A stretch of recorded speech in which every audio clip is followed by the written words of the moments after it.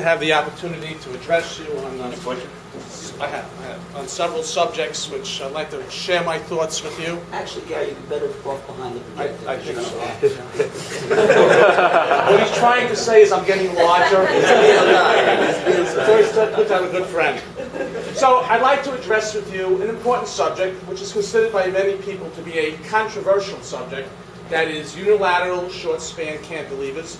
And if you go on Osteo News, the blog, you'll see that there's a lot of controversy with regard to this subject.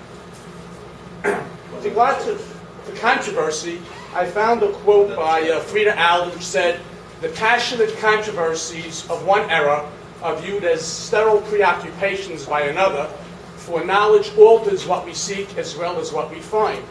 And indeed, in that vein, I want to address with you the utilization of cantilevers, because I do not think that this is a controversial subject anymore. And in that vein, John and I have submitted an article to JADA, which has been accepted and will be published, which is entitled "Cantilevers Off of a Unilateral Implant-Supported Fixed Prosthesis, a Review of the Literature and Presentation of Practical Guidelines." So today, I'll give you the definition of cantilevers. We'll look at some of the advantages and disadvantages, talk a little about the biomechanics, the biological issues that you have to be concerned about, technical issues, and most importantly, we'll look at the studies that have been published that show the very great survivability of these prostheses, and then we'll give you some practical guidelines for their construction so that you'll be successful in using cantilevers and not be concerned that they're going to have a high failure rate. I'm not going to be discussing things such as a cantilever off of one implant, or cantilevers off of a tooth implant-supported prosthesis, or multiple cantilevers. The focus of my talk is single cantilevers off of a short-span prosthesis. You all know what a cantilever is, and we're going to be talking about cantilevers which are supported by two implants and having one pontic or one cantilever. Of course, you can have multiple pontics, and you can have situations where you can have multiple implants. When we look at the success rate of cantilevers off of teeth, not implants, off of teeth, there is a systematic review done by Jettison where he looked at 13 studies where they had cantilevers off of teeth, and they found over 10 years the survival rate was 81.8%. Survival rate means that the implant prosthesis was still there. The success rate was 63%. Success rate means there was no other problems such as caries or tooth going non-vital. So what I want you to keep in mind is off of teeth, the success rate on average is around 81%. As we moved into the implant era, people started putting 4 to 6 implants intraforaminally or between the sinuses. And we have studies that have indicated that the success rate of these bilateral implant prostheses, these hybrid prostheses, was 88 to 100%. And one of the main reasons they were successful is we had cross-arch stabilization. So now we come to the era of unilateral short-span cantilevers. What is the main advantage of a cantilever? Usually, it broadens your treatment options. That is the big benefit of unilateral cantilevers if you're going to use them. They can be used when you have unfavorable conditions, when you have a deficient amount of bone, either horizontally or vertically, and if you're going to use a cantilever, at times you can avoid a GPR procedure, which frankly costs time, money, and a certain amount of morbidity. So if you could avoid a GBR procedure by using a cantilever, this is really another banana in your treatment planning, and if you could feel comfortable with this and not really feel it's controversial, or that you're making a prosthesis that might fail, has a higher failure rate, if you can feel comfortable with this, which I'm going to try to convince you today that you should feel comfortable, this will really enhance your treatment planning. Of course, another benefit of using the cantilevers is you can avoid certain anatomical structures which may not be easy to avoid when you're planning a prosthesis, such as the mental foramen, and of course, this is a big one, the sinus.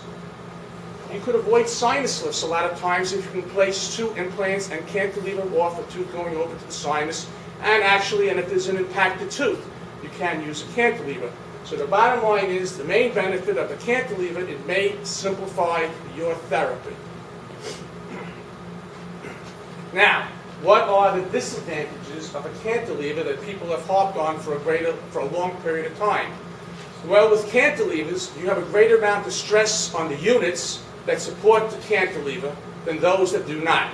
So if you have a unilateral cantilever with the fulcrum being the distal cantilever, we have a resistance arm resisting displacement, and we also have an effort arm which is causing stress.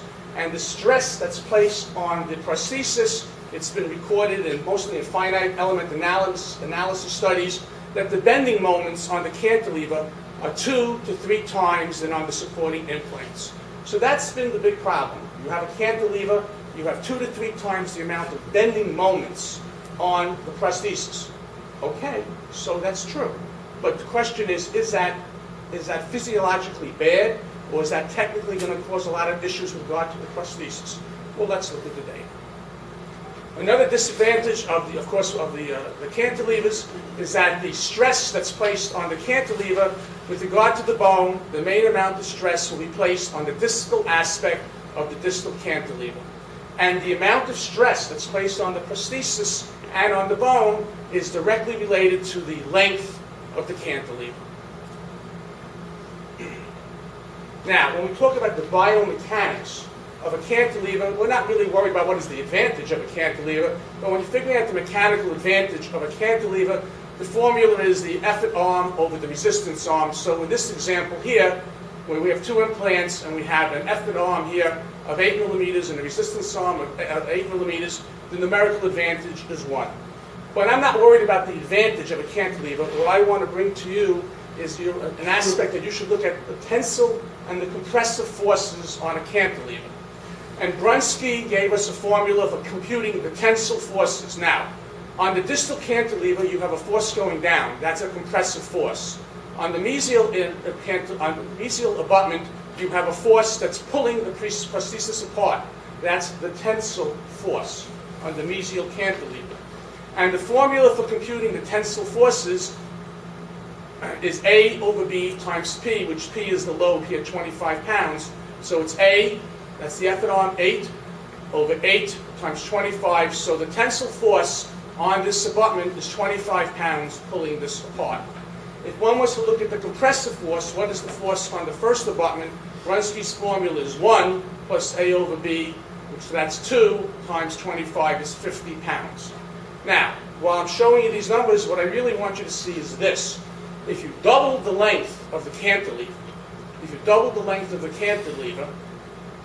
then you'll end up with A over B times P, and A is now 16 over B is 8 is 2 times 25 is 50 pounds on the tensile force. So what I'm saying to you now is if you make your cantilever longer, you're going to increase your tensile forces pulling the prosthesis apart. So you want to avoid, in general, long cantilevers. The other thing you have to bear in mind is in this formula, if you go ahead and you reduce the distance between the first implant and the second implant to 4, so you go back to the formula, it's A over B times P, so it would be 16 over 4 times 25, it would be 100 pounds, and you'd have 100 pounds of tensile force. So what I'm saying to you again, using the formulas, you cannot make the 2 implants too close together, because if you decrease the inter-implant distance, you increase the tensile forces. So what is the take-home message here? Keep the cantilever short, and we'll come back to this, the size of a premolar, 8 to 9 millimeters, and keep your inter-implant distance as pretty big, 8, 9 millimeters. Don't make them close together. And just keep in mind also, when we talk about cements, cement, like zinc phosphate cement, is 20 times weaker with regard to shear forces compared to compression. So our zinc phosphate is good for 12,000 pounds per square inch. In shear forces, it's only good for less than 500 pounds per square inch. So if you break these rules, don't be surprised if your cantilever is going to come loose on the mesial abutment, where you have increased tensile forces. Interestingly, when we talk about forces, the mandible is a class 3 lever, and we know from studies that as you go posteriorly, there's an increased biting force, and this all is altered by age, sex, and edentulation. So first let me just mention to you a Newton force is really 0.2 pounds. So when we look at the forces on the teeth, the canine, it ranges up to 485 newtons on the premolar, 583, then the molar, 749. That's the maximum. So basically what I'm saying to you is as you go posteriorly, you have increased biting force. And the increased biting force, the ratio from the molars to the incisors could be almost 3 times to 1. Now, based on this, you'll read in the literature, I'll say, oh, it's okay to have a mesial cantilever, but don't have a distal cantilever. That's just a hypothesis. No one's ever showed that to be true. And the hypothesis is based on the fact that the forces increase as you go posteriorly. That's what that's all about. Nobody's ever had a study or proven that a distal cantilever is inferior to a mesial cantilever. It's just not true. It's just been in the literature and no one has really challenged it, but this is what it's based on. Remember, when you make a prosthesis, you have the potential for really 3 different types of cantilevers. You have the cantilever length, you have the cantilever height. I call it cantilever, it's the occlusal height. When you have a long tooth with a large crown to root ratio, a large crown to root ratio, you actually have a vertical cantilever also, and this frankly is another paper that we're going to publish on crown to root ratios. You also, when you make prostheses, you can have a cantilever with regard to the width, depending where your implants are.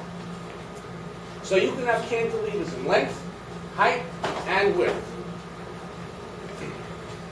A thing that I think you need to know is when they assess strains in the bone, when we talk about fabricating a cantilever, what happens to the bone? Well, we know that if you overstress the bone, you can get microfractures in the bone. And these microfractures, the stress causes strains in the bone. And Frost came out with a description on the amount of strain that occurs to the bone and what's going to happen. And this is hypothetical, but it seems to be holding true as we'll go over a few other studies also.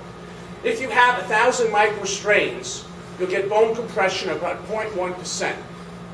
If it's 25,000 microstrains, the lamellar bone will fracture, so that's 2.5% compression. And what happened was Frost came out with this concept, especially with regard to cancellous bone. If the microstrain on the bone is less than 50 microstrains, you may get atrophy of the bone because it's not being stimulated. If you're between 50 and 1,500 microstrains, it's physiologic. If it's between 1,500 and 3,000, it's mild overload, and you may even get increased density of the bone. And according to Frost, if your microstrains are over 3,000, it may be pathologic. You may start getting bone resorption. And that was his concept, and it seems reasonable, as we'll see in a couple of the slides. Just to give you some idea, when we talk about microstrains, 50 microstrains is like 1 megapascal, which is a force you'll see in the literature, or 140 pounds per square inch. So I went looking, I said, okay, so Frost has given me these guidelines. What is the threshold for bone resorption? When is this going to happen? I don't know. But I found some data in the literature. Now, this was a finite element analysis study by Subira, and what they estimated was that at 3,600 microstrains around screws, the bone was going to resorb. But at 2,880 microstrains, it was okay. So this sort of fell in with, Frost, give or take a couple hundred microstrains. And then I found other papers that indicated at 400, the bone can stand around 4,000 microstrains in compression with only 2,500 in tension. And then I found another paper that indicated between 3,000 and 4,000 microstrains, the body was responding to this and actually laying down bone. So somewhere in the range of 3,000 to 4,000 or 4,500 microstrains, the body says, oh, it's too much compression, I'm going to start to lose bone. So the question really becomes, okay, so when you make cantilevers and you have increased strain, and I told you you have increased bending moments, it's true, you do, but do you lose bone? We're going to come back to that. So, negative things associated with increased stress, which results in increased strain. You have biologic issues. The bone implant face may break down. You may lose bone around the prosthesis. You may have technical issues, screw loosening, implant fracture, or prosthesis fracture. So to look at these issues, I thought about, okay, how can I address this? We can have theoretical issues. We can look at bone loss around freestanding implants. How much stress can they take? What about loss of bone around prostheses just supported by implants? And what happens when you have a cantilever fixed prosthesis? Well, first, let's talk about occlusion. And I don't have the answer on this one, but just to present you some of the information. Does increased occlusal forces cause bone loss? Well, if you look at the studies by Isidore in 1996 and 97, where they took 4 monkeys in each study, and they overloaded the prostheses, what happened was 5 of the 8 implants during an 18-month period deosseo-integrated. It wasn't just bone loss, they deosseo-integrated, and you end up with a fibrous seam, according to Isidore in monkeys. Then you go ahead and you look at another study, an animal model by Miyata, and she didn't report deosseo-integration. She reported marginal bone loss. And this is one of the slides that I lifted from her paper, where it wasn't total deosseo-integration, marginal bone loss, like Mish talks about. Then I keep going in the literature and I say, okay, I need some answers to this. Well, then there are studies that say there is no bone loss if you increase the occlusal forces. And when there was a static load, and Gottfredson did this with screws and bone, they didn't lose bone. There were other studies by other authors, they didn't lose bone. And then there was a histologic study by Heitz Mayfield, where after 8 months of excessive forces, they didn't lose bone. So what is the answer? Do you or do you not lose bone when you increase the stresses of occlusion? Well, I'm going to fall back on 2 major review papers that were done.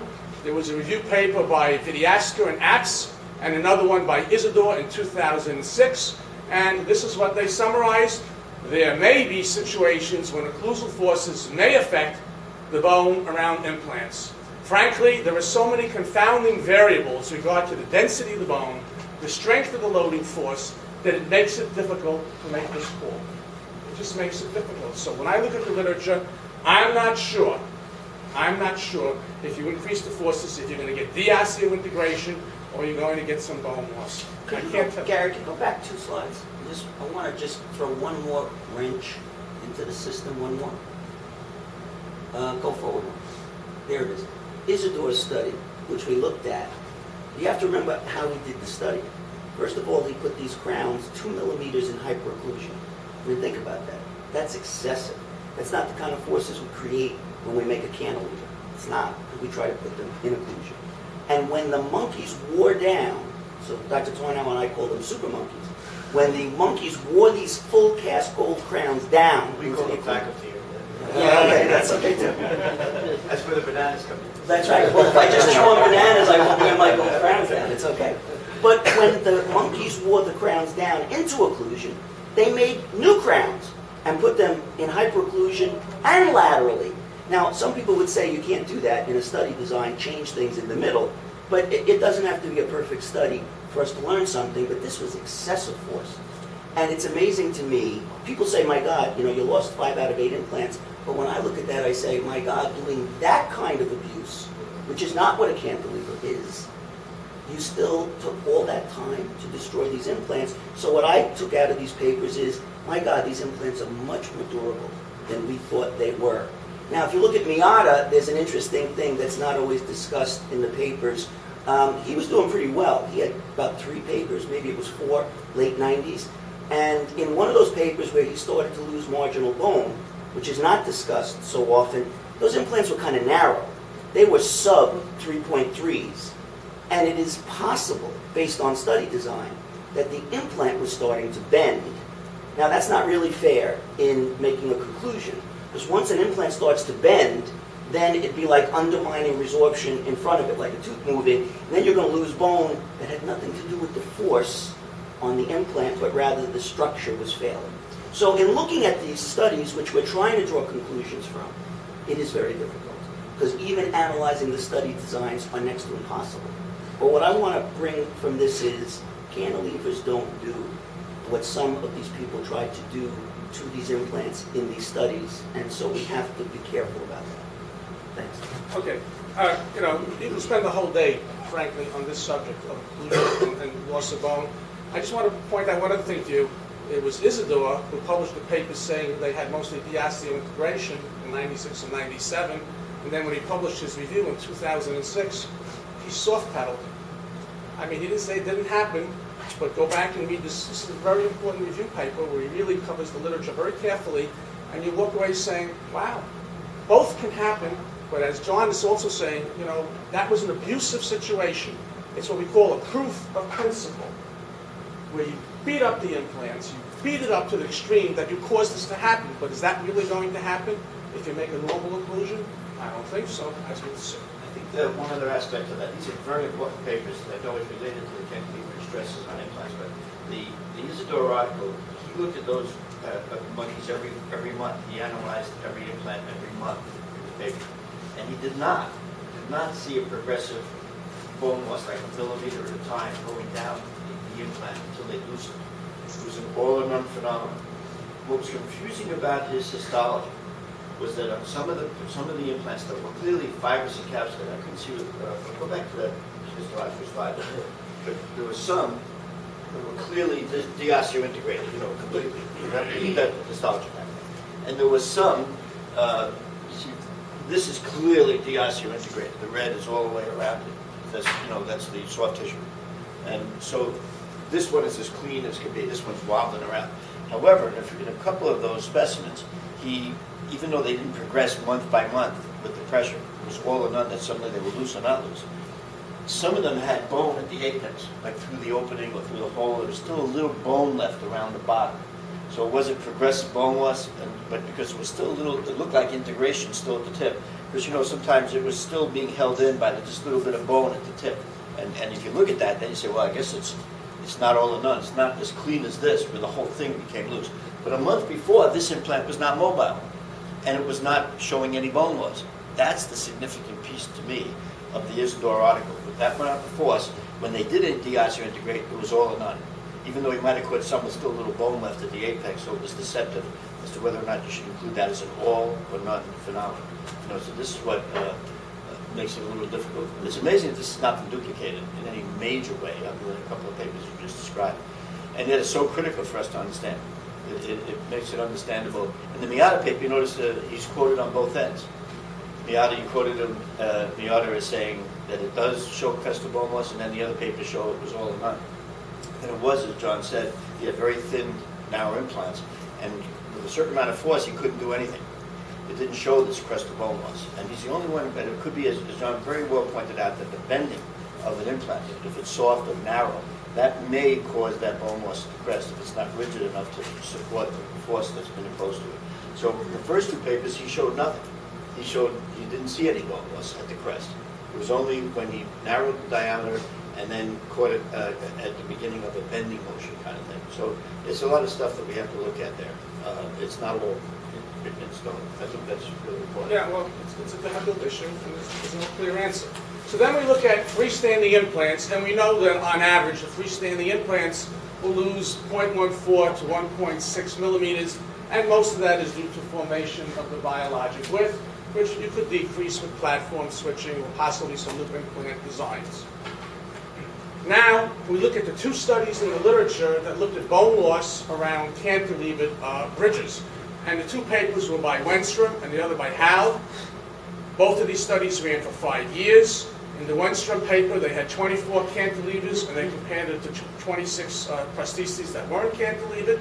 And the amount of bone loss between the cantilevered group and that was 0.49 millimeters versus 0.38, no difference. In the Howe paper, they also had 27 individuals with a cantilever and 27 prostheses without. When they looked at bone loss for the cantilevers, 0.23 versus 0.09, no difference. So the two papers that specifically looked at bone loss around cantilevers, both of them showed a very small numerical difference, but statistically it wasn't even, there was no difference. So there was no increased amount of bone loss in these two studies that looked at this biologic phenomenon. And this is from the Wenstrom paper. You can't see it that clearly. This is just showing that the bone level in the Wenstrom paper was not altered during a 5-year period when they had a cantilever. Now, coming up, the most important are two slides that we're going to look at. What happens to cantilevers over many years? And in 2009, Al Gietta published a systematic review which included 5 studies. and they looked at the patients for over 5 years, and the survival rate was 94.3%. And after 10 years, it was 88.9%. And the main inclusion criteria here was 5 years follow-up. And I found 3 more studies that didn't meet their inclusion criteria because they weren't 5 years in the patient's mouths. And these individuals, these prostheses had 98 to 100% survival rate. So let's look at this because this is the most important slide of the day. The ones in blue are the 5 studies that were included in the Algieta systematic review that went out 5 to 10 years. So in the first column I have the study, the second column is the implants, the number of patients, the number of cantilevered prostheses, the 5-year survival rate, and the 10-year survival rate.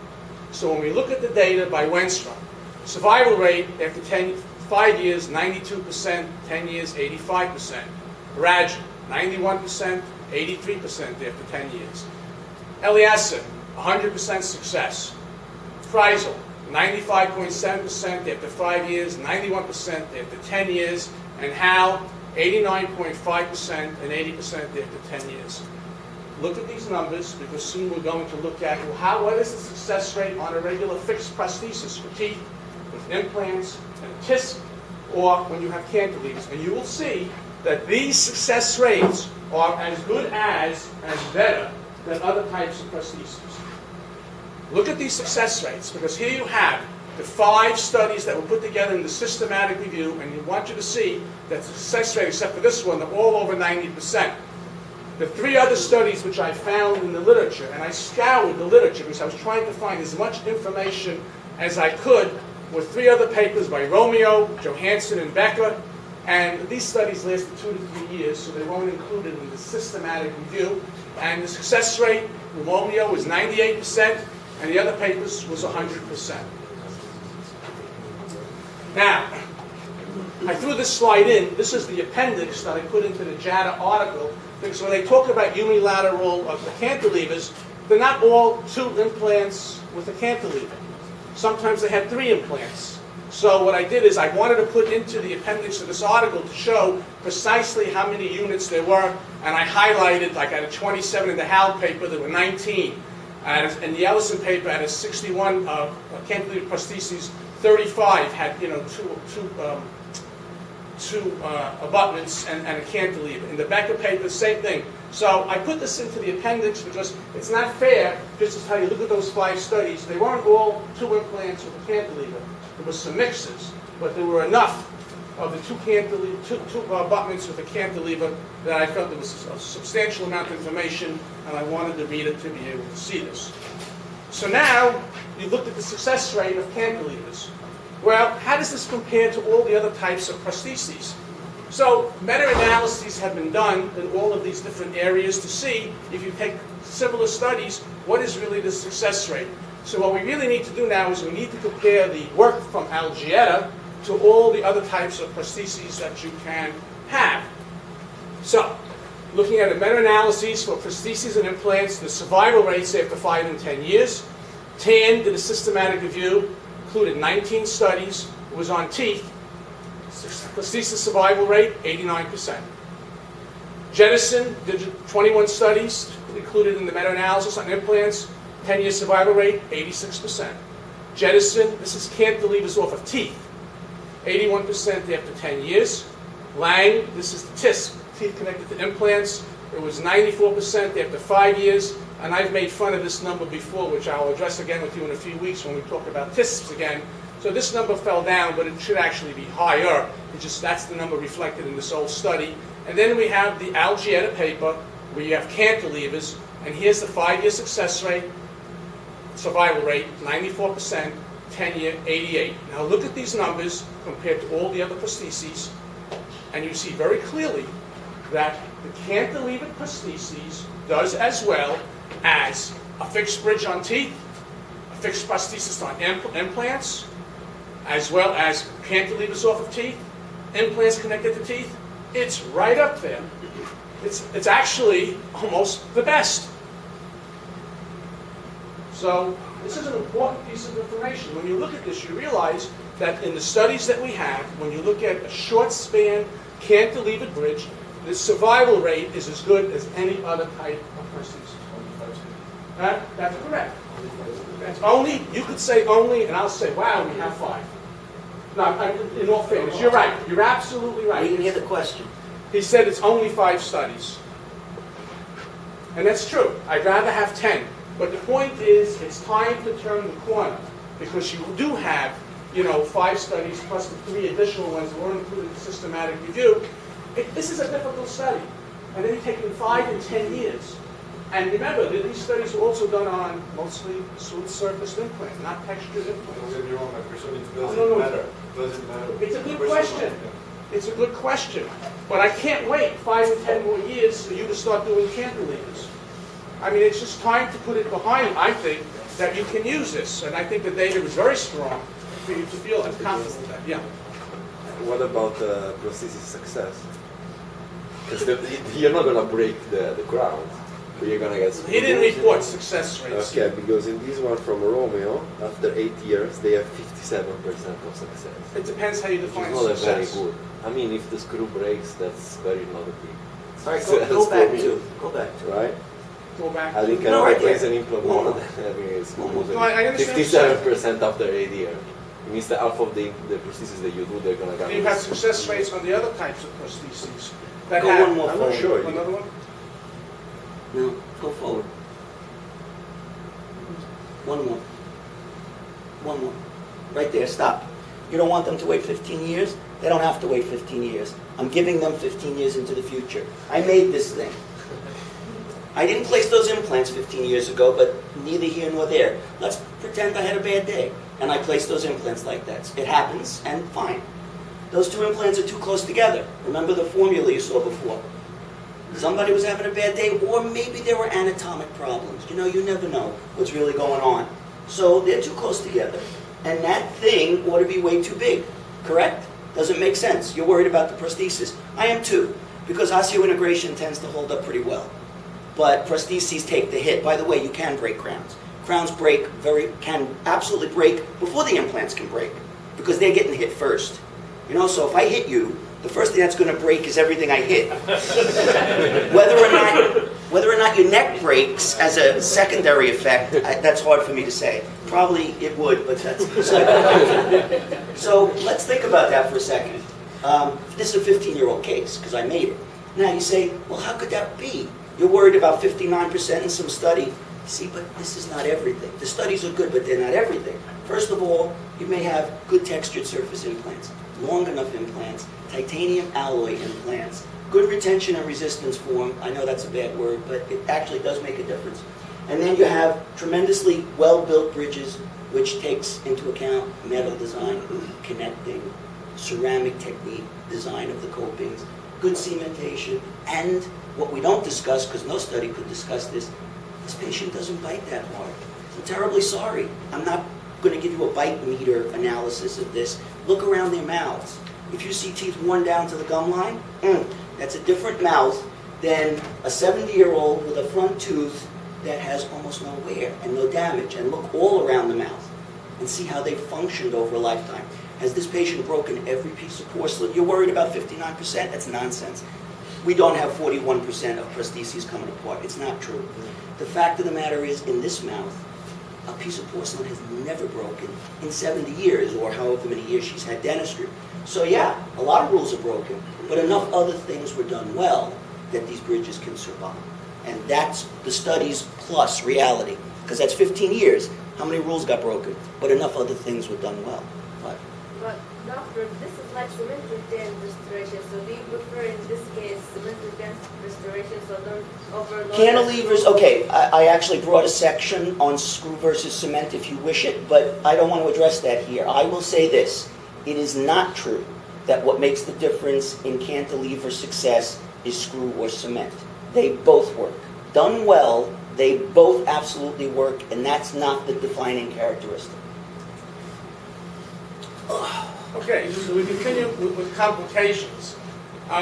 Jennison published a paper in 2004 suggesting three classified complications in 3 different ways. Major, implant fracture and loss of the superstructure. Medium, abutment with veneer fracture. And minor, abutment or screw loosening, loss of retention, or some veneer chipping. Then we go ahead and we look at another systematic review by Berglund, where he looked at affixed prostheses on implants, and he was reporting that the minor complications was around 24% on the prostheses. Now, this indicates that when you do cantilever prostheses or other types of prostheses, over time you're going to have maintenance issues. And when you go in and you look at the Berglund paper, where he broke down, this is a systematic review on problems on prostheses using implants, the estimate rate of fracture, of implant fracture, was 0.07%. The estimated rate of abutment or screw fracture was 1.5% after 5 years. The estimated rate of loose abutments or screws, 5.8%. And then I want you to focus on this one because we're going to see this what happened with the cantilever prostheses. This was the biggest problem. The estimated rate of veneer fracture, this is on fixed prostheses on implants, was 13.2%. And the estimated rate of metal framework fracture was 0.8%. So we see one of the biggest problems was the fracturing of the veneers. Now, well, let's address that. A fracturing of a veneer could be a little piece of porcelain chipped. They didn't break it down to how many of those little chips could you just take a rubber wheel, polish, and you're done. Because that's not, to me, a complication. So that's different than all the porcelain broke off the metal assemblage and now the patient's not happy. But they didn't break it down so neatly so we could know what is the nature of our liability in having to deal with these repair issues. Now, I showed you that information because those were the problems on the fixed prostheses on implants without cantilevers. Now we look at the data from Algieta, and now these are the issues that occurred on the cantilevered prostheses. Number of implant fractures was 2, which we'll come back to, which was at 10-year 2.5%. The number of veneer fractures was 10.3%. The number of framework fractures that didn't occur. The number of abutment screw loosening after 10 years, 4.1%. The number of cases with screw loosening, 15.7%. And the number of cases with loss of retention, 11.1%. So you see, these are the biggest categories, but these are all manageable. Cement came loose, re-cemented. The screw came loose. We have better screws today. We screw down the prosthesis. What I'm really showing you is the amount of complications that occurred here was not really, according to these papers, greater than you found with the regular prostheses. But maybe that's not totally true. And I'll come back to that in a second because there was another systematic review recently done by Zerdeau where he showed an increased amount of maintenance needed when you had cantilevered bridges. Let me just go back to I mentioned 2 implants were broken. In the Howe paper, 2 implants fractured that were in the cantilevered bridges, and these were both 3.3 millimeters from the test group. And there was one that broke in the control group that was a hollow screw. And in another paper by Romeo, he also had 2 implants break that were Straumann that were 3.3. Now, I'm just going to suggest to you that the only breakage of implants that I saw in all of the studies were the 3.3s. So maybe when you're doing a cantilever bridge, avoid the narrow implant. I mean, is that a conclusion? It's based on just seeing 4 fractures of 3.3s in the 8 studies that I looked at. Well, based on also, I believe, if memory serves me correctly, that Straumann's implants are grade 4 titanium and not the alloy, which may be another factor that affected their result. Some of them were hollow baskets which were broken. So once that first thread got exposed, the first opening of the basket, it was very weak, and next where the holes were, and that was where the fracture, that's where they took across the margin, so the solid screw there.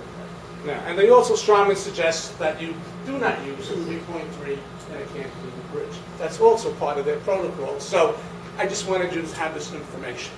Now, this was another paper by Becker where he looked at 60 cantilever prostheses over 10 years, and he only had 1 screw come loose and 2 prostheses needed to be re-cemented.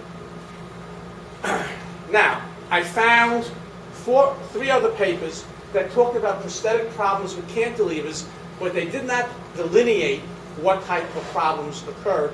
But I put them up here just so you know that there's other pieces of information in the literature. There was a paper by Nadir who talked about there was an increased incidence of prosthetic complications when you had a cantilever versus a fixed prosthesis, and it was 5 out of 12 with the cantilevers, which is 29%, versus just the implant-supported prosthesis, which is 8%. Another paper by Dubova, he mentioned out of 8 prostheses with cantilevers, 4 of them had a prosthetic problem, but he didn't define what the problem is. So I'm just putting it here so you'll understand that there's other information out there, but there's not a huge amount, and they did not delineate what type of problems. Then there was a paper by Johansson where they found with cantilevers they had, again, an increased amount of screw loosening. The gold screws holding on the prosthesis and the abutment screws, whereas with the fixed prostheses without the cantilevers, they didn't have a problem. And most recently, Zerdo published a systematic review about technical problems associated with fixed prosthesis with cantilevers, and he took 3 of the papers from the Algieta study. These 3 papers were in the Algieta study, and what they said is the most common complication were minor porcelain fractures, basically that could be polished out, what John was talking about, and screw loosening. But then they also published something that called they gave you a weighted mean of times that you have a complication with a cantilever off of a prosthesis. And their weighted mean was when you had a cantilever, 20% of the times you're going to have a prosthetic problem over time versus 9.7% when you don't have a cantilever. So they were showing an increase in prosthetic problems. But understand when they say weighted mean, that means what they did an adjustment based on the N and the number of cases in the study, so they adjusted the numbers. Whenever you see a weighted mean, this means that's not the arithmetic mean anymore. They're weighing it based on the N of studies. So now that we have the information, how can I help you make prostheses better? So, it's true. Is that right? A periodontist is going to help us make prostheses better? I like this. This is a tough audience for me. But but for a prosthodontist to make implants better, that he accepts. This is a tough audience, and I accept the challenge, you know. Sometimes periodontists might bring a little fresh air. It might be wrong, I might be right, it might be wrong. But first of all, listen. It was brought up before. There are a limited number of clinical trials. We could always say that, but we do have 5. The bottom line here is, if you've seen from this data, that fabrication of an implant-supported prosthesis is a predictable procedure to restore patients. I mentioned to you that cantilevers can develop torsional forces with respect to 3 geometric planes, including height, width, and length. So now, John and I have developed 10 recommendations for you to how to make these prostheses better. 1. The ideal number of implants for a cantilever bridge is unknown, but the data is clear in the literature that prostheses with 2 implants work well. At least 2. 3 is even better. It's stronger. If the patient can afford it and they need it, fine. The spacing between the implants should be around 8 millimeters. This seems appropriate. Is that perfect? No. But we know from the formulas of Grunsky that that'll keep your tensional forces down. So, doctor, 8 millimeters from the edge to edge or No, from the center to center to center? center. And it could be 9 too. You know, basically it's keep it the size of a premolar. Don't go stressing your bridges. She's asking you about the inner implant. Yes. Yes. The cantilever size, around the size of a premolar. Some people have said 8 millimeters, some people have said 9 millimeters. The forces increase rapidly if B is small. That's the inter-implant distance, so don't make that too small. The greater width of implants prevents fracture. We've seen this with the 3.3, so keep it larger. And it's only conceptual that mesial cantilevers is better than a distal cantilever. As I showed you, the forces increase distally, but no one's ever really proven that. 2. The AP spread. Know that the law of beams indicates that if you double the size of the cantilever, the flexion goes to the 3rd power. It will flex 8 times. Again, this comes back to the point, don't make the cantilevers long, or that bar is going to flex. 3. The dimensions of the solder joint, or the unit casting. Now this is important. I got this formula from a paper by English, where he talked about the rigidity of a beam is the width times the height to the third power divided by 12. So if you double the height of the connector, you increase the rigidity 8 times. This is important. So when you're telling your lab technician what to do, you not only want a wider connection, you want a taller connection.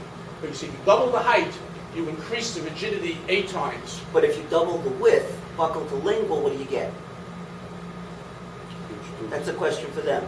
If you double, well, not necessarily. If I double Look the at the formula. connector from 2 to 4, Only to- twice. only twice. So if you tell your technician to double the width of the connector, buccal to lingual, you're going to get a twofold benefit. But if you tell him to increase the occlusogingival dimension, you're going to get a huge benefit, and the only thing limiting you is the papilla or the soft tissue, and the need for other, a gingival embrasure, facial, lingual, and occlusal. And some of those can be compromised a little, but not so much the gingival. So you have control over doing enough other things right that whatever might be an increase of stress, you can survive. And these are the details that will help you or get you. Now, number 3 here, this is opinion. This is John's opinion after many years of making these prostheses, because I could not find this number in the literature. And he suggested that the gingival height of your connector should be around 5 millimeters, and your facial buccal width should be over 4 millimeters. All right, so I'll tell you how I came up with that, since it's not scientific. I took all the bridges that I ever cut out of people's mouths, whether someone else had made them or I made them, and I was replacing them for caries, periodontal disease, and other reasons. But the ceramic assemblage, the prosthesis, was still intact, and a lot of these had cantilevers, so I would save them, and when I had the time, I would cut apart the connectors with a disc, and I would measure them, and measure them, and measure them, add it up, and divide by the number of samples. And it just seemed that connectors that had 15 to 20 square millimeters of dimension never seemed to break. And so it's not scientific, but it's a lot of samples, hopefully giving a general trend. Sometimes you cut these things apart and you'd have this tiny little bit of metal in this huge sea of ceramic. Well, that's not so smart and wasn't necessary. All you have to do is train somebody, technician, to wax and cast a certain way. So it's not even any effort on your part once the training is done. Now here's a big one. Unit cast the distal connector. You don't want on a cantilever bridge, you don't want all solid joints. You want this distal connector to be unit cast, so it's stronger. So what is your next thing that you're going to say? Well, let me make the whole bridge unit cast. The only thing I want to say to that, because that's actually written in one of the papers that we reviewed. Were you going to address that? No, go ahead. Okay. The point is that people will say only unit cast bridges of this small size should be made with cantilevers. But I have another concern. I would really like things to fit. So if you do unit cast something of a very small size, where you may have a chance of doing that, well, you need to check it very carefully in the mouth. You need to make certain it's completely seated. Okay? Once there's more than one abutment, you need to be vigilant that it's completely seated. And if it's not completely seated, that means it doesn't really fit. That means it doesn't really have retention. That means your cement seal is really not going to survive if you're doing this cemented. But even if you're doing it all screw-on, if it's not seated, your screws will be stressed to the point of a greater incidence of breakage. So if you want to try and make small bridges unit cast, just be prepared to check, and there should be no rock. So when you push here, you shouldn't see this coming down, and when you push this, you shouldn't see the bubbles coming from, the gingival fluid there. Lamster, gingival fluid, oh my goodness. Anyway, so over here you need to be vigilant, and if you see a rock of any kind, you cut it right here, and you reconnect it.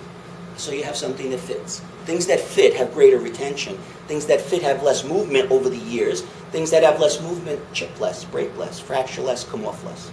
Bottom line. So also, now remember also when you tell your technician that you want a taller connector, leave room for the papilla. Or remove it. Yeah. I'm sorry. Oh, thank you. Number 4, Thank you. preloading.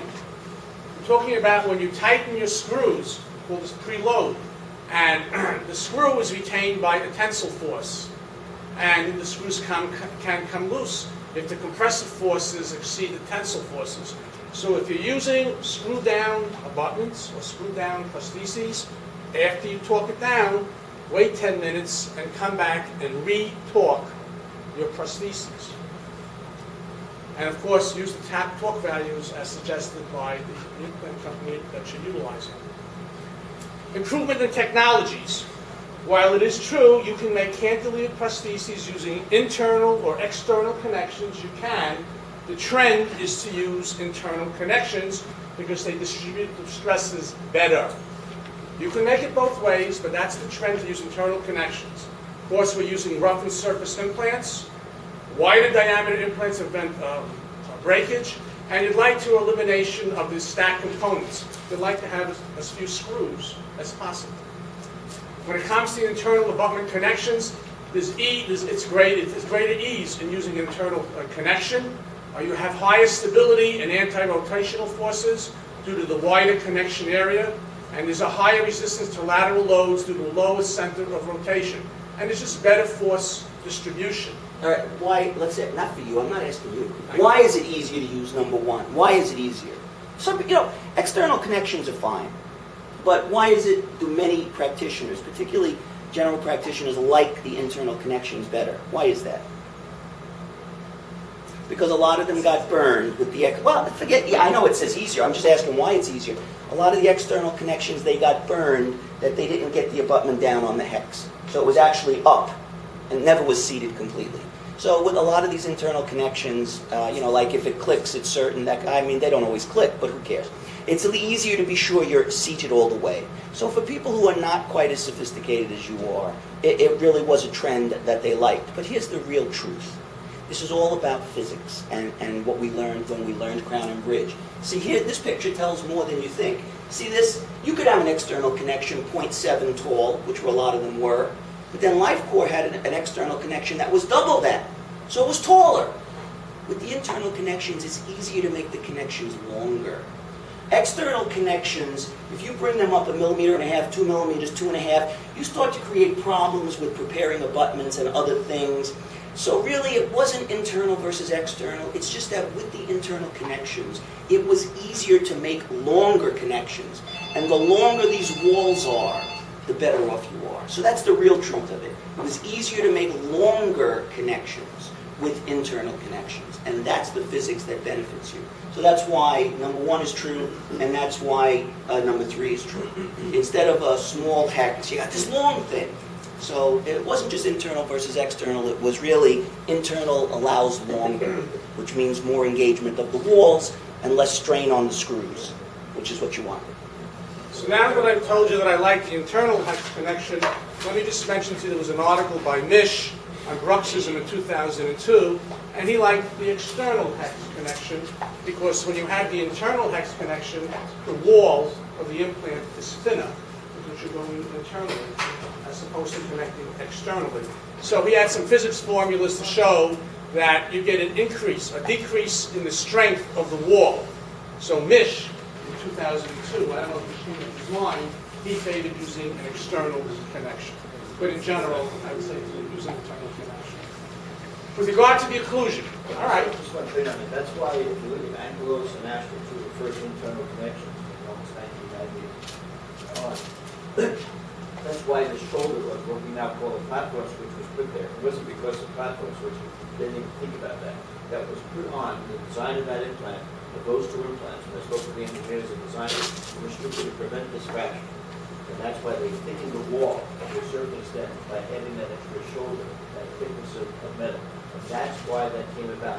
And that's the only reason that came about. It had nothing to do with platform switch, which we now know is a side effect, which is good. But it was all stress and structural strength, okay? To prevent that fracture. I think Ankylos was the first one to probably use it, but that's fine. Probably the first one that the engineering guys used. There's a 5-degree taper. Then Astor has a 11-degree taper, and ITI has an 8-degree taper. They're all called more tapers, but they are different in that respect. With regard number 6, with regard to the occlusion and materials, if you're using a cantilever, it's probably a good idea to have the cantilever in infra-occlusion by a 10 to 2/10 of a millimeter to reduce the stress on the cantilever. Use low cuspal inclines, a narrow occlusal table, have more centric contacts in your prosthesis. It's not a bad idea, but not essential to give the patient a night guard to reduce stress on the prosthesis. When it came to the materials, at one time people talked about using an acrylic surface because it wore better. Today, people are not making prostheses using acrylic. They're either using porcelain or metal. And as far as the occlusion in general, I mean, it's set up exactly the same way you were setting up the teeth. Just put it in infra-occlusion. Go back one Yeah. second. You know, sometimes you make these slides without me. Okay. The narrow occlusal table is probably not going to happen. If you do it on the buccal, the patient will complain about aesthetics. If you do it on the palatal, they may feel a difference in the width of the cantilever in the next tooth. So frankly, I know they say it, but I don't bother about that anymore, and I don't see it making a difference. I don't know, more centric contacts, you know what? That's not what occlusion really is. The upper palatal cusp should hit a lower tooth. The lower buccal cusp should hit an upper tooth. If you get 1 or 2 contacts per tooth, be happy. Just make them neat and in the center of the teeth and not on the inclines. So I know Mish talks about a lot of centric contacts. I think that's just nonsense. And maybe you feel good that you can do it, but it doesn't actually do anything. But you should have a couple of contacts between upper and lower teeth, good ones in the center of the teeth. And you don't have to be fancy. You don't have to tripod cusps. It's all a bunch of baloney. You don't have to do that. Yeah, occlusion the same as for teeth. Here's the thing about checking the occlusion. Is there the guideline checking on occlusion coming up? Or is it here? No, this is it. All right. You know what? Here's where it actually might make a difference. You got porcelain on one side. Let's say you have all natural teeth on the other side. This is the only restoration in their mouth. Occlusions do change over the years, not months. So if it's not an occlusion, 2 months later you say, I put it in occlusion. No, you didn't. But over years, I mean, sometimes we just aren't careful and something's not an occlusion. But over years, occlusions change. And the porcelain isn't necessarily changing the same rate as all their other natural teeth or old gold they might have. So checking the occlusion once a year, we pay lip service to it, but you could really do it. And if you find you're premature on the cantilever in 3 years or 2, and you're pretty sure you weren't day 1 because you trained yourself not to do that, then you adjust the porcelain a little bit.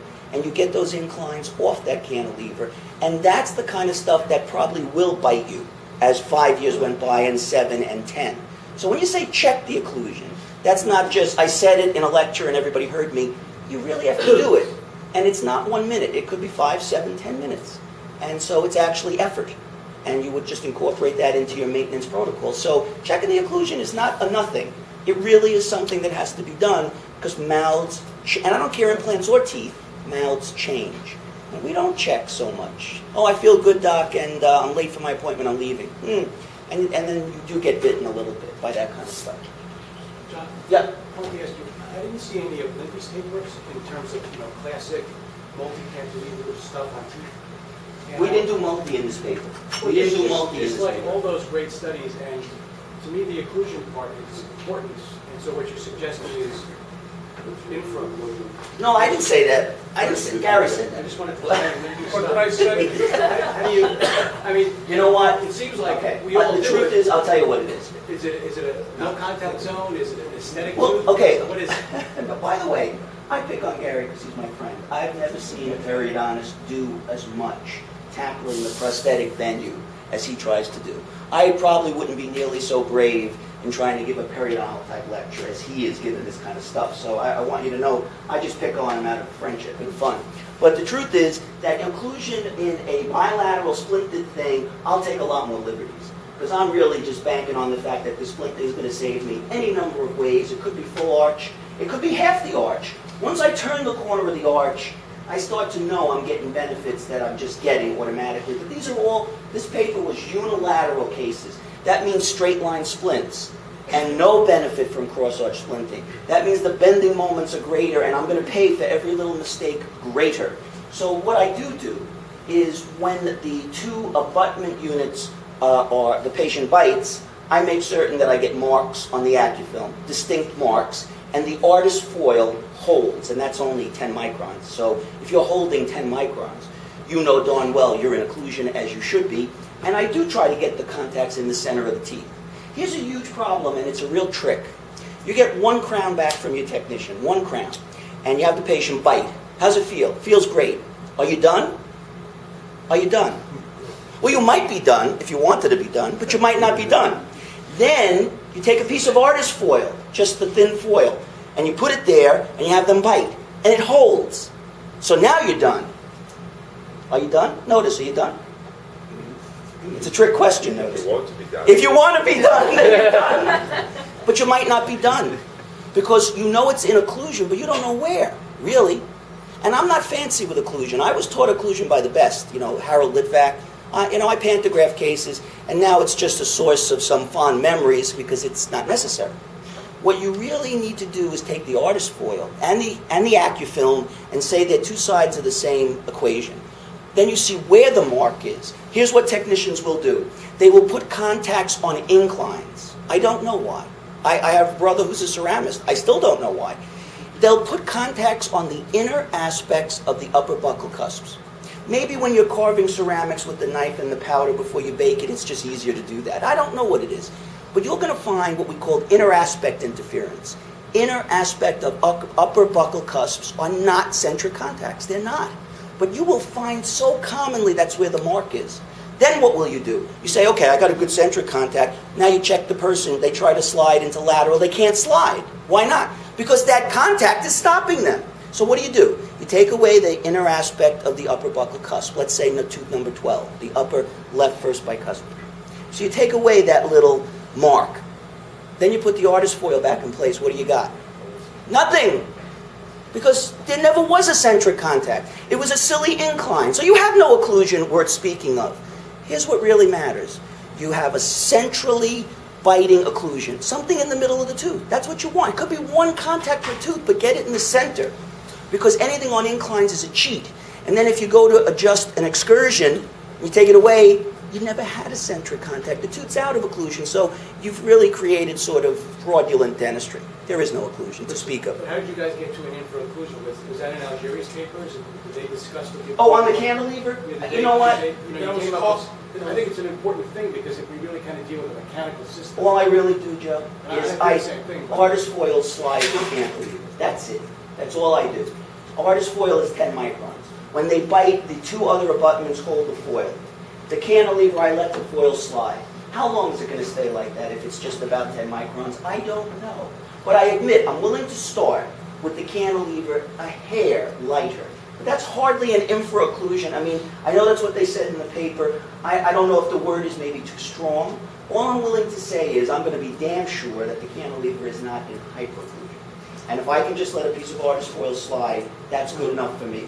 You agree? You buy that? Yeah. Artist foil? Do you buy that? I do the same thing. We take into account the temporal component and the fact that things move. It's a dynamic system, and I try to do.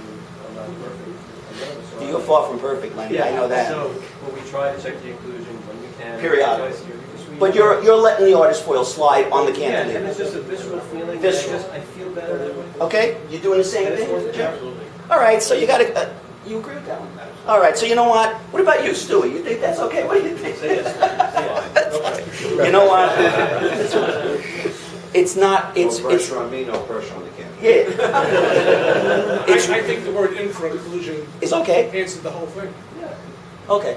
So that's the last one. If they're thinking infra-occlusion is a half a millimeter or something, that you got to be careful. It said a tenth of a millimeter.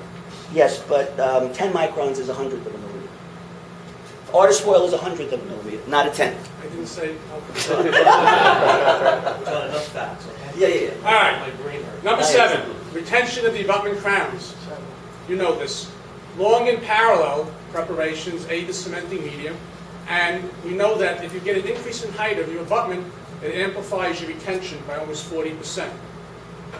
If you don't have a tall enough abutment, make grooves in your abutment.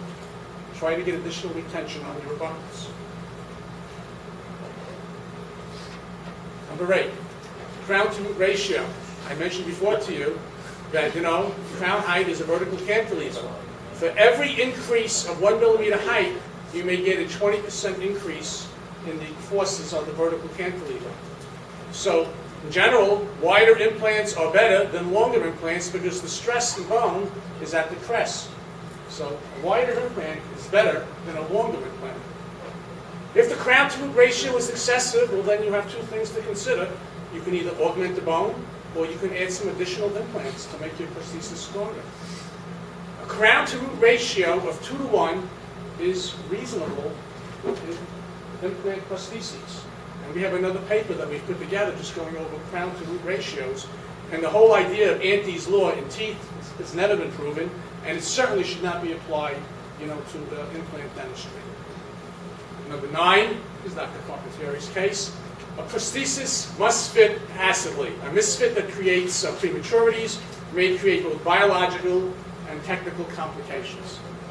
And finally, precautions with bruxes. We know that when people are bruxes, the teeth contact time is a lot greater than people who are not bruxes. And in a bruxer, they may be contacting the teeth contact 38 minutes as opposed to 5 minutes during the night if you're a non-bruxer. So, in general, you avoid cantilevered bridges in patients that are bruxes, or you over-engineer the case. You over-engineer the case. So the take-home message today on cantilevers is, you can do it. 2 abutments with 1 cantilever. The inter-implant distance is around 8 millimeters. The length of the cantilever should be the size of the premolar.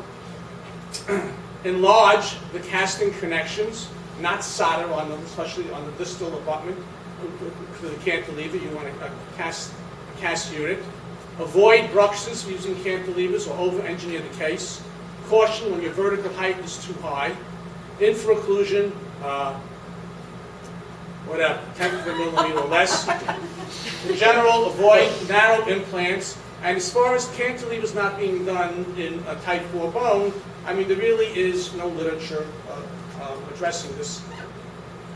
So, in conclusion, these results are the same as just came out recently from the European Association for Osseointegration, and they just came out with a paper by Sands, their working group, which indicated that an implant-supported fixed partial dental prosthesis with a short extension, 1 unit, is an acceptable restorative therapy and may be considered as an alternate to the procedures that require more advanced surgery, such as sinus grafts and aesthetics. Now, before I say the end, if you've learned nothing today, learn this. When you give a presentation, you must think of the questions that you're going to be asked. So you have to think of 5 questions that people are going to ask you, and you have to prepare the answers. So here's the first 5 questions. But always do this, so you'll be smooth when you give your presentations. What about regenerated bone? What about when we have a sinus slip? Can we have a cantilever up there? Now, what happens if you have 2 implants in the sinus slip? What is the effect of the cantilevers? Does it enhance or precipitate periimplantitis? And what about immediate load cases? Well, just to run through a few of these, because I thought of these. When it comes to augmented bone, Hammerl had a nice systematic review where he showed the survival in implants in augmented bone. There's no difference compared to native bone. So yes, you can do cantilevers in regenerated bone. What about in the periodontal patient who's had sinus slips? We have 2 papers by Ellegard that showed that the implants in the sinus slip do as well as implants in native bone. When it comes to placing 1 implant or 2 implants in the sinus and having a cantilever, well, when you drill into your sinus slip, sound the bone. We just had a paper come out 1 or 2 months ago about treatment planning with a 2 millimeter twist drill. Do it. When you drill into that bone, if it's nice dense bone, you can feel comfortable about placing 2 implants in the sinus graft and cantilevering if you want. If you go up there and you're not really happy with that 2 millimeter twist drill, sit back and rethink. You may need additional support for your prosthesis, for your TIS, or putting in more implants. Periimplantitis, there's no such information in the literature to even suggest that if you have a cantilever tooth that it's going to precipitate periimplantitis, which, as you know by definition, is associated with bacteria. Immediate load cases, if you're doing an immediate load, it's not suggested that you use a cantilever. And we have papers, a couple of papers here, which have all indicated the same thing. If you're doing an immediate load, don't overstress the case with the cantilever. Now that's the end. Thank you.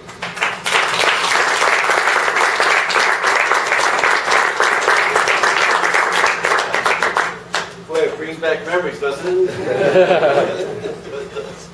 Gary, that's great. It shows you, I think the important thing for you to walk home with besides the topic is what Gary has shown me also, and I think many of the faculty, that if you take a topic, and it's kind of like what you do with your posters that, Dr. Cho and Dr. Fromm have worked with you so hard on over the years, that you can take a topic and really develop it into a real lecture, and then you add some clinicals that emphasize the points. It's basically a glorified literature review, and it could be a literature review of literature reviews, as well as your own work. And you add your own, piece to it. Whenever there's a discussion part, you put your own feelings in there. But it just shows you what you can do. And he's done it in so many topics. And it really, there's so many of these things out there for those of you who want to write. And we can help you, do these things. Particularly doing the posters is almost the beginning of that kind of process. You're taking a topic, you become an expert at it, and then you know as much as anybody else. I mean, now Gary is an expert on cantilevers. Theoretically. Theoretically, but that's okay. He has that base knowledge, and then he can apply it to all the clinical work for the rest of his career. That's only about a year left on it, but that's all right. I just want to emphasize that, though, because you're still at such a young point of your career. You're at the beginning of your career. This is the time to think about that. Some of you say, gee, I'd love to lecture. Gee, I'd love to do that. Take a topic, become the expert at it. One niche, one spot that turns you on to talk about, that turns you on to do, and it's yours. You'll own it, and then you keep expanding it from there. Okay. The other thing about occlusion was interesting. John brought up occlusion about the 3-point tripodization. As prosthodontists, we were taught, you have the tripod, the cusp tips. I mean, we did all these wax up for 1 year with Lidvac. I had Frank Salenta Sr., and we were doing tripodial cusp tips and everything. Is that really necessary? When you talk about occlusion, what is it that you really need? If you think about it, what's your goal of therapy in any occlusal, in any mouth that you're restoring, or that you're just coming and looking at? What is your goal of therapy? If you think about, it's not about tripodization of a cusp tip. What is it really? What's your goal of therapy? What would you want in your mouth? Was that first contact concentric? Yes. Maximum decuspation. Bilateral contact. Yes. Bilateral contact. If you think about it, the broadest baseline is what? Bilateral contact in centric occlusion, meaning maximum intercuspation. And what else? Freedom of excursions of the jaw out of that and in and out, and into and out of that point. Now that could be cuspid guidance, it could be group function. It could be disclusion, it could be group function. In other words, the key is to have those basics, bilateral contact at a given vertical dimension that's acceptable to the patient's vertical. And if you think about occlusion, that's probably all that you need. The question is, what are the specifics, how to get there? But if you think about bilateral contact in maximum decuspation at a given vertical that does not bother the muscles of this patient, then and excursions in and out of that for chewing. They don't feel like they're banging into their teeth, and they can chew normally and excurse in and out of that position. That's it. The question is then, do you need point contact? Do you need tripodization? It's all that becomes rather moot, especially for bridges. A perfect example of it, and you kind of alluded to this, is something to add to this about the reason why the occlusion it's important to have contact, but being tripods and having all these perfect contacts in 3 places all at once that we were emphasizing as prosthodontists probably isn't necessary. Take a look at the cement versus screw retain. It's a good example of this. Take a cement versus screw retain. Every cementable restoration has screw holes in it, doesn't it? I mean, every screw down has screw holes in it. Every screw down restoration has the occlusal surfaces. And most of them, if the implants were placed properly, are right in the central fossa. The screw holes. Oh, this is a perfect case. You see the holes coming right out of the central fossa. Well, that may be from a building the bridge, but what else? What does it just take away? If you have temporary cement or cement closing those contacts up, those are going to wear faster than the porcelain. So if you think about it, your contacts in a screw down case are really not usually in the central fossa, even though your implant may be coming out there. You're taking that part down, or it's going to wear out very quickly. I'm just bringing that up, and yet, here's the key. And yet, even though all the screw down cases have that loss of central contact, or minimizing the central contact in the central fossa, which is what we would like to see, yet we don't see any occlusal disharmonies in all the screw down cases that we've done for the past 30 years. There's no record or registration that these people have occlusal disharmonies, because they have occlusal problems, they have occlusal instability. None of that has ever been shown.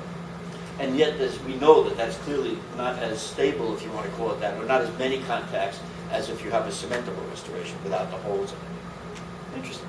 So what is occlusion all about? I mean, the person has to have, comfort, bilateral contact at a given vertical dimension, and maximum intercuspation that the muscles will accept, and excursions in and out of that position. That's really the basics. How you get there is a lot of different ways, but that's about the basics. You got the total generic basics. The other piece, with cantilevers, and it's interesting you brought up, I think, Joe, you just asked about the Lindy studies and everything. In 1979, they looked at 300 plus cantilever studies on teeth. This is Lindy and Nyman. And cases, there was over 300 cases. Some were straight lines, some were full arch cases. They looked at any kind of mixture of things.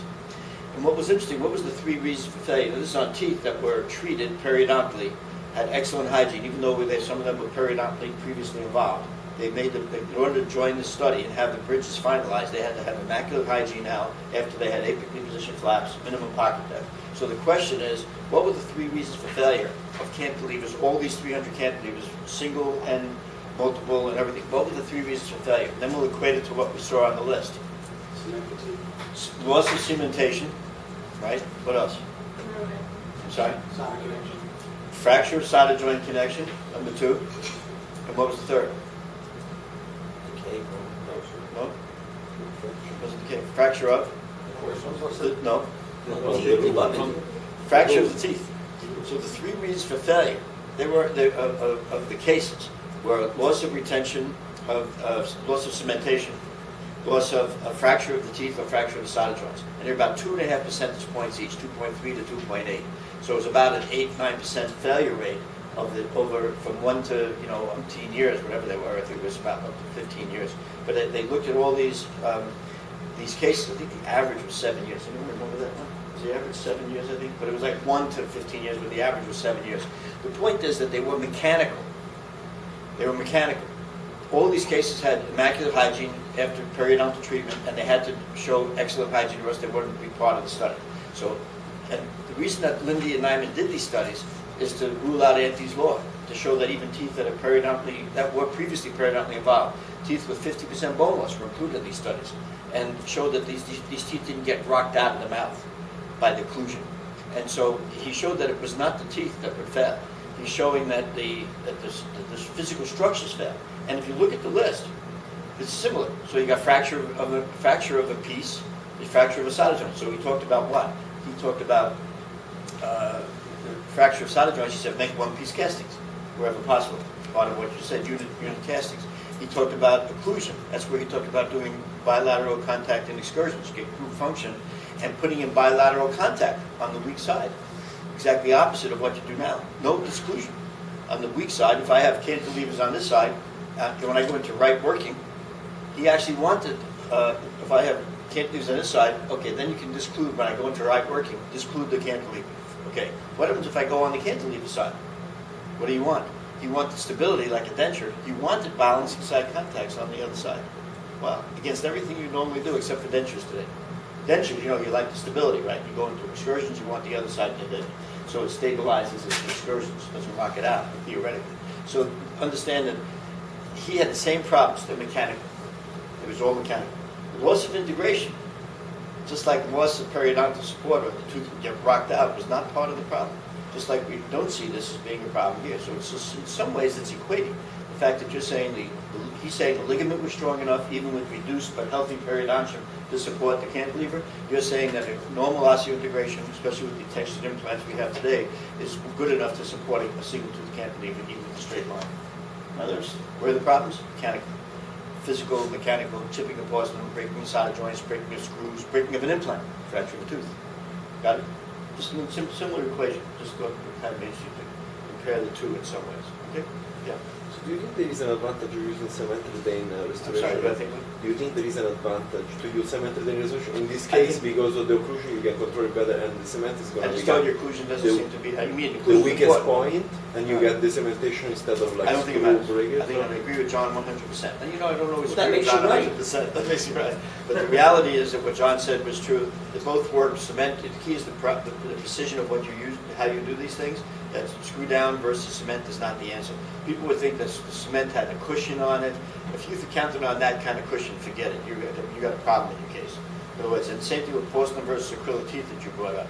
Nobody uses acrylic teeth anymore, although that was the original model by Branimo.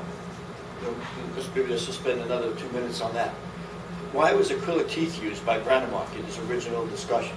It was from a Scalic, who was the bioengineer from Columbia University, actually designed this. If you look at Branimo's original textbook, the design of biomechanics was done by the biomechanical engineer. And what do you have? So if you're a splint, remember these were full-out splints, not straight lines. But if you're a splint, here's the turn. You got the turn right here. You're all implants, right? And if you join them all together and you're worried about support, he wanted the implants to survive. Remember where he was, 1970s and so on. He's just coming out with this whole concept. He wanted to do everything to keep the implants, okay, but not to lose them once they were in. So when he splinted, if you splint implants around together, when I bite on this side, what do I really want? Just to protect the implants everywhere. To protect these implants, what do I want to do? I want to transfer that force to all the implants, meaning splint them together, so that when I bite on this side, you are helping up. So how would you do that? Something soft between them or something rigid? Rigid, right? So when the force goes on one side, if I want to help dissipate the force across as many surface area as possible, as much bone as possible, as many implants as possible, I want to rigidly connect it. If it's flexible, if I bite here, this will bend, yes? And you won't be stressed. But the problem is they're getting a whole stress, like a single tooth would. Got it? So, you feel stressed? Sitting next to him. Now, so look at the sketch. So what did Branimo give us with the high-dry hybrid type of case? He said, okay, rigid connections, it was the casting, rigid connections, and then what? You want something softer on the biting surface. What was the reason for something softer on the biting surface? So when I do occlude here, okay, it dampens the effect, so that the forces delivered to the underlying structure are diminished by the shock absorber of a soft occlusal surface. So that's why even the IMZ implant had the intramobile element, decreased the force to the implant. Everything was to save the stress on the bone and have the intramobile element. That was fracturing all the time, and people got upset with it. But yet it was the weak link, that piece that piece of material, that plastic material. So why then don't we still go with acrylic? Why do we do either composite teeth that are much more less wear, or even porcelain? And we don't see the difference in success. George Zob actually did that study, showing that full arch cases with acrylic teeth versus full arch cases with all porcelain teeth didn't make a difference in survival of the implants. What do you think that's from? Why is it? But yet there's no question that acrylic is softer. Because if that's the difference in success of your case, you're in trouble. Even though that would be true, on a conceptual point of view, there's no question that acrylic acts as a little bit of a shock absorber. But if that's the difference in survival of your implants, if that difference in force that's delivered by acrylic versus biting on porcelain is the difference between survival of your implants, you've got a problem. The patient should have much more protection than that. Does that make any sense to you? So porcelain teeth, although it does deliver more stress to the underlying bone and so on, it's such a minor amount that it really doesn't stress the implants to the point where deosseointegration will take place. Okay now? Okay, now here's the last piece. I don't think I've ever discussed this with you guys. How does the shock absorber work? What's the physics behind it? How does an acrylic teeth actually work? Let's say it does. Let's say you like that. You want it. So how does that work? In accordance with the principles of a stress time curve. You know too much. I tell you. Yeah, it's stress time. It's a stress time curve. So if you take a look at it, take a high jumper, goes over a pole vaulter, goes over the bar, yes? Comes down, hits what? Nice soft cushion, right? Okay, take the cushion away. Not a pretty sight. Just picture Dr. Fromm going over the top and coming down, and smack if he lands on cement. Now, same person, same force, same mass, same acceleration. They go over the top, but you're landing on hard instead of a cushion. So, in a sense, how does your shock absorber on your car work? How does the shock absorber, the rubber bumper versus a metal bumper? What is the physics behind it? Now, John alluded to it perfectly. It's a stress time curve. So, what's the physics behind it? Now, the PhDs that taught us this all over the world didn't want to stress us too much. Forgive the pun. They didn't want to stress us too much. They figure we're a bunch of dummies. Yeah, they're a bunch of dentists, you know. We're a bunch of dentists until they have a toothache. Then suddenly they respect us. But the PhDs, you know, are saying, well, they don't even understand physics. I'm not going to even bother with them. I'll just tell them it's softer. You know, it's softer. It gives a little bit, it's a little cushion. Well, which is true. But that's not the physics behind it. The physics is what? What did John say? Stress time. It's the time factor. It's the deceleration over more time. In other words, you have to decelerate the body coming over the top. So, or the occlusal force. You have to decelerate the force over more time. So the same amount of force is coming down, but it's going to be dissipated over what? The person's same body, same height, same everything coming over the top. But it's going to be dissipated because when the person hits the big foam pad that they're going to land on and just pop up, they get decelerated over more time. Versus if they hit the ground, it's the entire impact is over more. The deceleration is instantaneous and short time, smack, as opposed to. That's all takes place in a microsecond. But you see the deceleration over more time is the physics behind acrylic teeth versus porcelain teeth. However, that difference of reaching the stress level is completely different. Is not the point where you get the osseointegration. You shouldn't. That difference between porcelain in the mouth versus. I mean, a high jumper gets killed or gets hurt, but with teeth, even though the difference is there between acrylic and porcelain teeth, it's not enough to really make the difference in terms of, it shouldn't be the difference of survival of the implants. They should be stronger than that difference. You know what I mean? Okay? Any questions on it? Take a mini break? Let me comment. Can I make a comment again? Oh, Yeah. my God. Just one last one. You know, I would like to test out the hypothesis. I'm killing myself. Okay? And to test this hypothesis, I would say, because I think what Gary presented and what John was talking about really makes sense. It could be useful in terms of the cantilever. So we're going to test this hypothesis out. And I think the place that would have most use would be the posterior maxilla, because there's the place where we usually don't have much bone, and where it could help with a cantilever for aesthetics. Because if a patient smiles, they say, Dr. Fromm or Dr. Cavallero, if you could just put 2 implants in and I could smile back there, it would really be okay for me. I really don't need that 3rd implant, then we can avoid the sinus lift. So Dr. Cavallero says, yes, okay, we're going to put the 2 implants in, you're missing the 2 premolar teeth. But let's test if this really is going to work. So that's what I want to do. So if I want to test where it's going to work, my problem is going to be getting a universe for this test, getting enough people. Why? Because as Gary spoke to you about, width is more important than length. So certainly we can osteotome an implant into the 1st and 2nd premolar area, but that's not going to help much if we got 10 millimeter implants you want to hang off a premolar cantilever. I would rather have a wider implant, correct?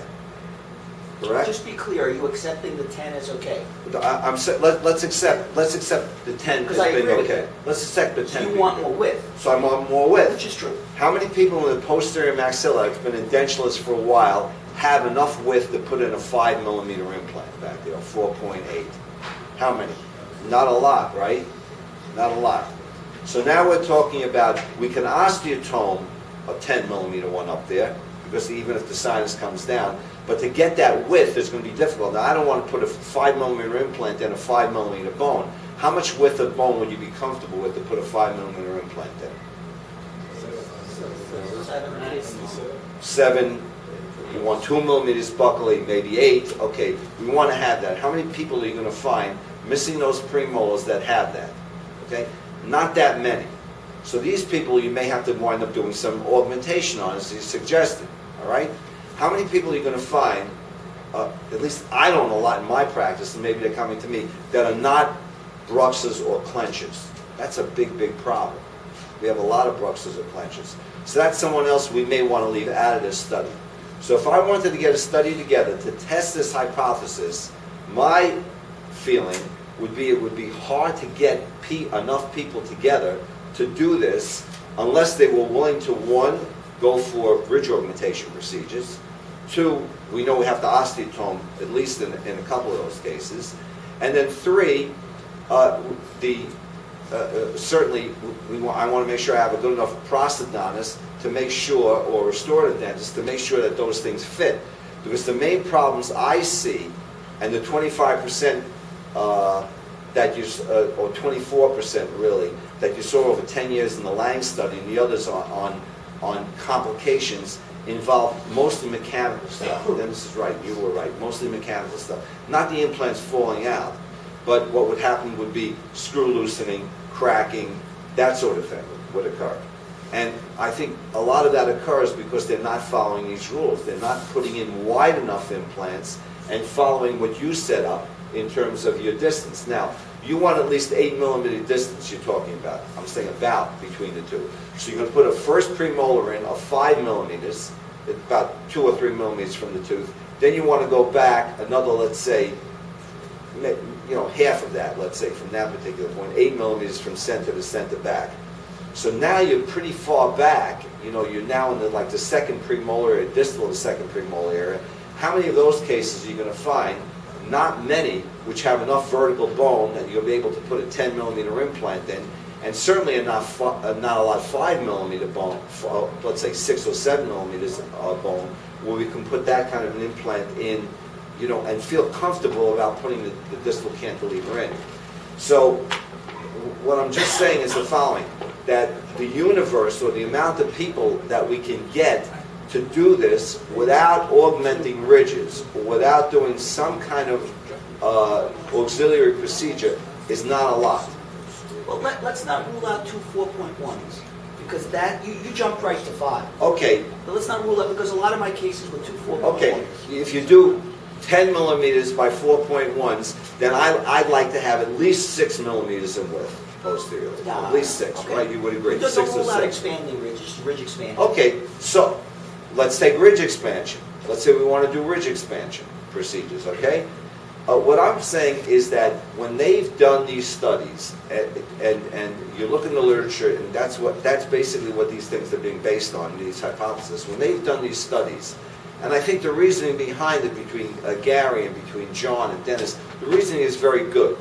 Okay, you look at the finite analysis, you look at the other things, but then say to yourself, how practical is this? How many patients am I going to find in my own practice where I'm going to be able to do this? I'm going to tell you, not that many without doing some type of auxiliary procedure.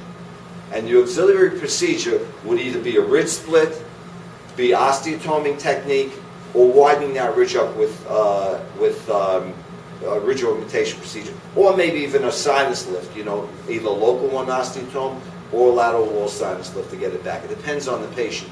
Depends how long they've been a dentulous, a lot of other factors.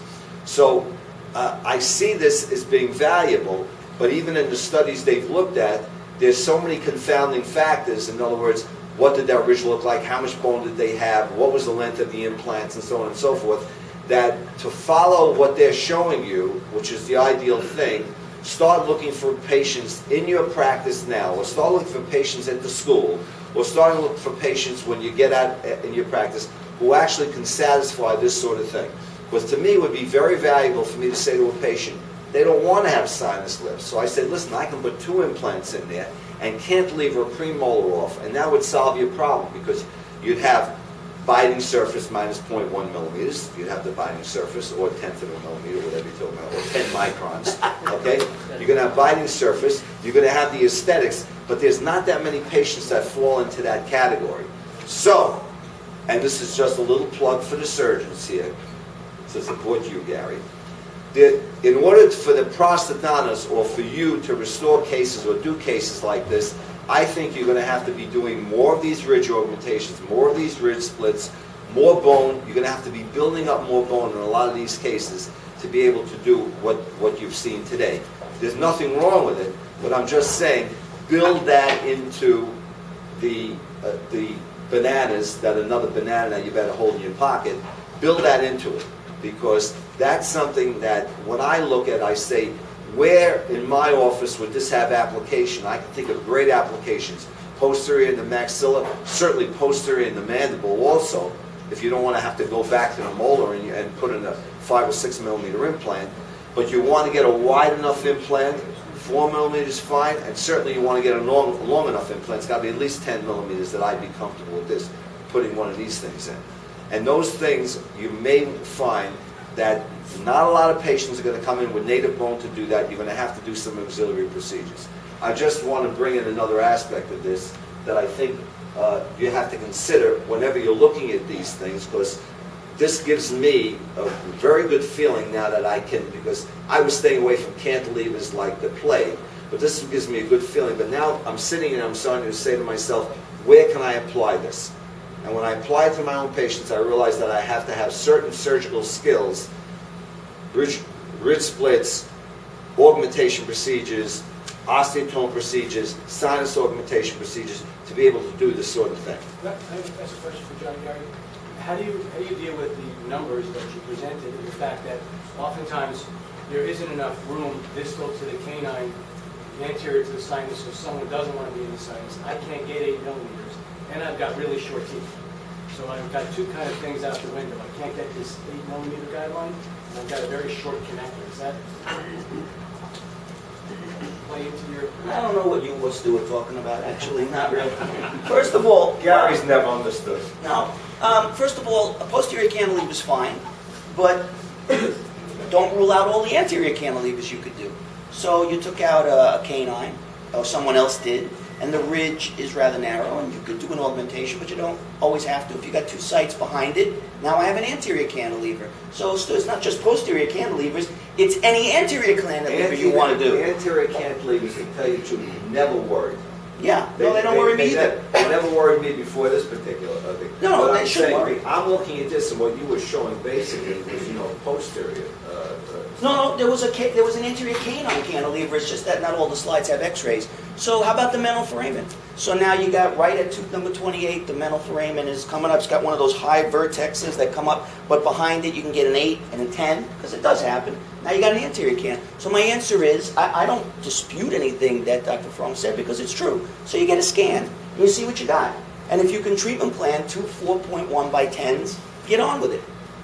So it doesn't have to be there's not enough cases. And given your reputation, which is very good, you may get the most blown out cases. Your N of 1, which is your practice, may not reflect all of the cases that have bigger posterior bone, because you may get some of the worst cases. So that's true. So the answer is very simple. When it can't be applied, don't apply it. And when it can be applied, you have an option. And you could do it in concert with an osteotome. Look, it's funny. I may have been presenting things wrong. So you say to somebody, you need to do a sinus lift. Oh, I'd rather die than do a sinus lift. Say, okay, I'll tell you what. I'll do an osteotome instead. Okay, go ahead and do that. But that's a sinus lift. It's silly. So from now on, what I'm going to say is this. Listen, you have to let me remove your brain in order to do this case. Oh, no, doctor, please don't remove my brain. I'll say, fine, I'll do a sinus lift instead. Okay, do a sinus lift. I've been saying it the wrong way. It really depends on what you say. So, I don't disagree with that. The answer is study a case, try and apply the principles, avoid your breakage. Look, avoiding breakages is really in your control. You know how to do certain prosthetic things. That should just be a given. Most of this is not work on your part, and you can build beautiful things. But the truth is, and Joe is here, and Lenny's here, and Dennis is here, but he doesn't make teeth anymore, and Corey's here. The answer is, there's not a lot of screw loosening anymore. It's very uncommon. I can't remember the last time. Use your torque wrench. Use your recommended, whatever the manufacturer says. Do it a couple of times. There is a paper on that. Torque it, then it relaxes a little, wait 5 minutes, do it again. Very good. That's very good stuff, and it's very simple stuff. And so screw loosening, I tell you, I'm talking about abutment screws. The little prosthetic screws, I'm not such a big fan of those, but even they done well can be fine. So screw loosening, not such a big deal. Implants failing, not such a big deal. Implants fracturing, very uncommon. You also can have your combination. You can have a 4 and a 5, or a 5 and a 4. I guess avoiding the 3.3s is probably the only thing that really, what I would say, that's be careful with the cantilevers off of the 3.3s. But I can't say I haven't done it, to be honest with you. If they're part of other bridges, it's... Yeah. Right. Okay. So, want to do something? I have another answer for Joe. Let's take, one second. Here, take a break. I just wanted to say, you have 2 ways of going. It's nice to have a wider implant because the stress is mostly at the crest of the bone. But remember the relationship. If you can go wider, one size, you're increasing your surface area around 30%. So putting in an 8 is really like putting in an 11. So if you can go wider, fine. But if you can't go wider, go longer. just go longer for strength. By the So way- when you're short, either you're gonna go wider. Now, Gary, when you talk about 8 to 8, you got, it was just a question, you're talking midline to midline. No, I'm talking about the length of the implant. No, No, I'm saying the distance, the Yeah. 8, the Center spread. implant, center implant. Right. It's center, Right, it's center not to the center. center. But what I'm, If you don't do approximately that, you won't have nice teeth. If you jam Yeah. them together, you're just not having nice teeth. but understand the relationship is very important. That let's, let's say I only have 8 millimeters of bone. If you can go one size wider, it's like putting in an 11 millimeter implant. And if you're narrow, go a little bit longer for strength. That's part of the answer to what you were trying to ask. You know, I want to add about the occlusions. Why don't we do this? I think it's time, give them, let's get Take a break. Just take 5 minutes. We're gonna have another lecture, then we'll have lunch for everybody, okay? We got one more lecture, then we'll have some lunch, so let John set up, and then he'll be able to finish. Let me ask a question. What would you prefer? I have. Try that. What would you rather talk about?